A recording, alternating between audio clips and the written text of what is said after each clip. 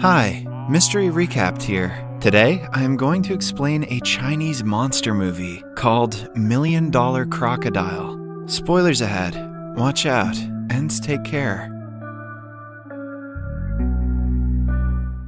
10-year-old Xiao Xing likes to wander around in an abandoned zoo every day after school. He is best friends with a 36-foot-long female crocodile named Ameo. For the past few months, the zoo has been in shambles because of the lack of funds. Hence, Xiao Xing frequently feeds Ameo through the cells. One afternoon, he is hanging by the crocodile pool when his test paper is blown into the cell. Xiao Xing carefully goes in to retrieve it and notices Ameo inside a cave. He holds out a piece of sausage to the animal, but is interrupted when the zoo owner, Liu, arrives. He immediately brings the kid out and scolds him for putting his life in danger. While he is at it, a group of rowdy restaurant workers arrives at the zoo. Since Leo can no longer take care of the crocodiles, he has agreed to sell them to a local restaurant. Leo loves his animals dearly, but the situation doesn't allow him to hold on to them any longer. The buyers easily capture the small ones, but Ameo gives them a hard time by refusing to come out of her cave.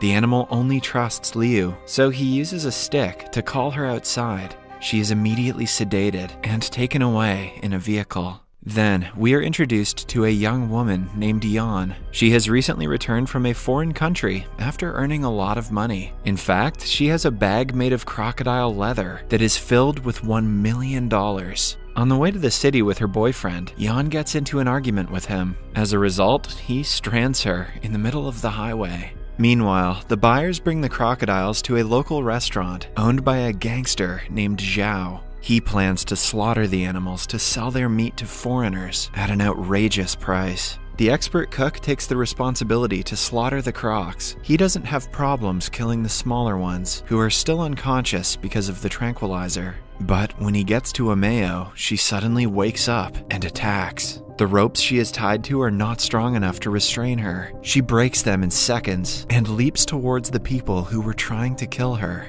While struggling, she accidentally breaks a roof with her tail, which causes the cook to end up inside the pool where the other crocodiles are kept. They violently get on top of him, eventually devouring his body. While the workers are distracted, Ameo breaks out of a gate and escapes. Zhao panics and blames his employees for being careless. He orders them to keep the escape a secret since they do not want to be convicted for malpractice. At Xiao Xing's home, his father, Beiji, who is a policeman, is mad at him for losing his test papers. Xiao Xing tells him what happened to it, but Beiji thinks the kid is just making up a story to hide that he didn't get good results. A while later, he leaves for work, asking Xiao Xing to stay home because he is grounded.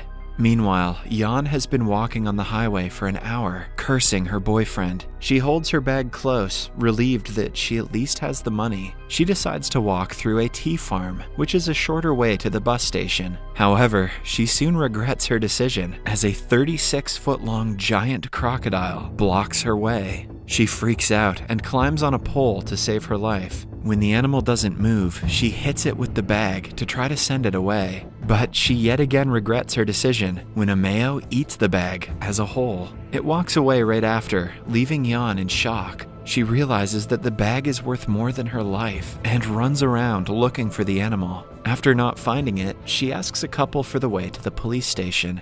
In Xiao Xing's home, he is passing time instead of studying. His friends call him outside for a trip to a nearby lake. A mischievous Xiao Xing assumes he can return home before his father and joins them. At the police station, Yan tells Beiji about her bag that had her phone and $1 million, which are now inside a massive crocodile's stomach. The story is so absurd that he thinks she is trying to prank him. But when Yan repeatedly insists that she is telling the truth, Beiji asks her to prove the existence of a giant crocodile. She takes him to the tea farm and reenacts what happened. They also meet the couple from earlier, who claim they haven't seen any animals around the area. Yan still insists that she is telling the truth, which only makes the others think she's suffering from a mental disorder that is making her delusional. Beiji is now sure that she is trying to mess with him. He walks away, but Yan doesn't stop following him. She inquires if there are places in the town that hold crocodiles, which reminds Beiji of the zoo. Seeing that she is desperate, he decides to give her a last chance and takes her to the zoo. But it has already been closed. permanently. Beiji calls Liu to find out that the restaurant owner, Zhao, owns all the crocodiles. After that, Beiji calls Zhao, who makes his minion lie that all the crocodiles are confined. To Beiji, this confirms that Yan has been bluffing. He asks her to go back to her city and drives away.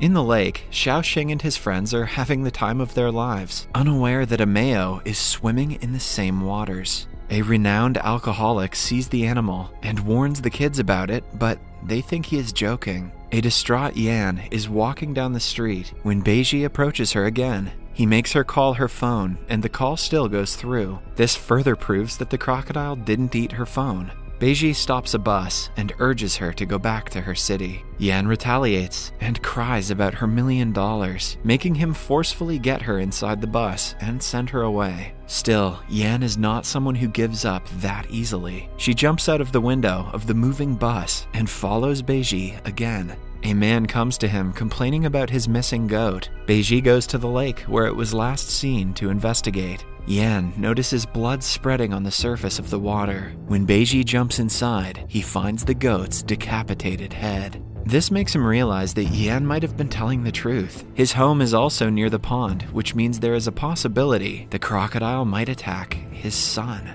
He immediately rushes home to see a naked Xiaoxing playing outside. He hugs his son tightly, grateful that he is safe. Yan also arrives, having followed Beiji. She stays at their home with Xiaoxing, so Beiji can go out and investigate the case further. When it gets dark, Xiaoxing cooks noodles for both of them, unaware that Ameo is right outside the house. Meanwhile, Beiji makes a stop at Zhao's restaurant, and the broken gates make it clear that they are the reason the crocodile escaped. He teaches them a lesson for lying, and urges them to file an official complaint about the missing animal. After that, he calls the zookeeper, Liu, and tells him everything. Since Ameo is a female crocodile, Liu thinks she must be somewhere near the waters where she can lay eggs. Beiji registers his home is in the middle of the only 2 water bodies in the town. He hurriedly rushes home to make sure his son is safe. In the meantime, Ameo enters the house and is climbing up the stairs when Xiaoxing sees her. He recognizes her as his friend, but Yan panics. She tries to protect herself with a knife, but it only triggers the otherwise calm crocodile. She attacks them and wreaks havoc in the house. Xiaoxing and Yan hide inside a locked room, but Ameo breaks in through the wall. As a last resort, they climb up the roof through the window. Xiaoxing is safely up, but Yan has trouble following him. She is seconds away from being attacked by the crocodile when Beiji arrives and hits it with his bike. Ameo falls to the ground and runs away, leaving the house in a mess. By now, the entire town has been warned about the dangerous animal walking among them. Soldiers are appointed to capture her, and the matter turns into national news. In the following scene, everyone is in the police station. When Zhao is alone, Yan asks him how fast a crocodile can digest the food it eats. Zhao knows nothing about the animal's anatomy, but still, he confidently claims that they can digest anything within hours of eating it. As they talk, he finds out Ameo has $1 million inside her stomach. Driven by greed, he makes it his mission to get the bag before anyone else finds the crocodile. He and his minions drive towards the lake to hunt it, but are stopped by police on the way. They are blocking the road to ensure the animal does no harm. Hence, in turn, the group takes a shorter way to the lake that runs through the woods. In the police station, Yan hugs Beiji from behind, begging him to catch the crocodile soon.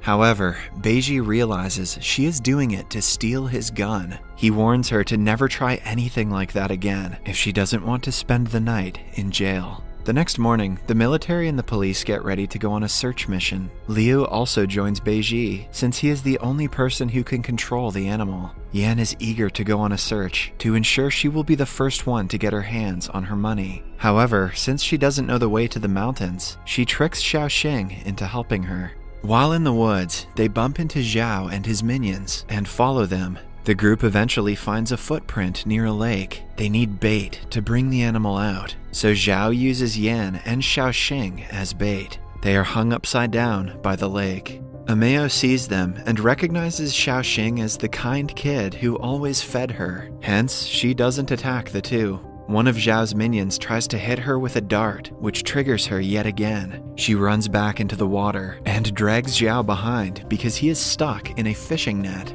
Beiji and Liu arrive at the scene and see that Zhao has somehow survived without any injury. Right then, Ameo jumps on him and devours his body. Xiaoxing, Yan, and Liu follow the crocodile, trying to control her. Yan fires a shot at her, which makes her violent. She smacks the car and runs away to the field. They lose her on the tea farm, but we see her re-entering the lake from the other side of the road. The police start clearing the area and alerting people about the animal. Yan suggests the police use her phone's GPS system to track Ameo. The police work on getting the data and eventually find out the location. Beiji and Liu set off to look for her, since only Liu can control her. They see her in the shallow part of the lake and bring her to the bank in no time. Liu is doing a great job keeping her calm. That is, until one of Zhao's minions attacks Ameo for killing his boss. She loses her temper again and starts attacking everyone in sight. Liu tries his best to calm her down, but she in turn attacks him as well. As a last resort, Beiji shoots her in the head, which ends her life.